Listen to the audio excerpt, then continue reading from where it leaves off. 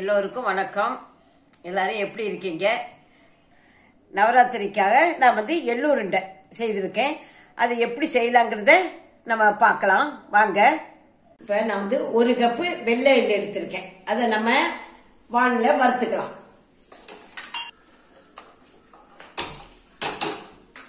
அதுக்கப்புறம் நான்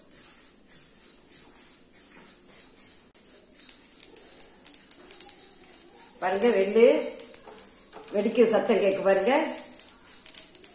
இப்ப நான் ஸ்டவ் ஆஃப் பண்ணிட்டேன். இது இப்ப நல்லா ஆறட்டும். இப்ப இதை ஒரு பிளேட்ல நம்ம மாத்தி எடுத்துக்கலாம்.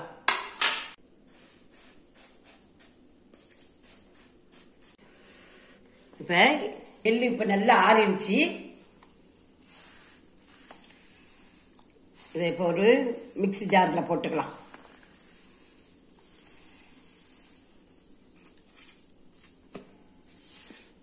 அது கூட ஒரு 1/4 கப்பு வறுத்த வேர்க்கடலை அதையும் நம்ம போட்டுக்கலாம். ஒரு 1/2 கப்பு நான் சர்க்கரை, நாட்டு சர்க்கரை, அதையும் போட்டுக்கிறேன். போட்டு நம்ம இப்ப மிக்ஸி ஜார் இதுல நம்ம விட்டு விட்டு அரைச்சிட்டு வரணும்.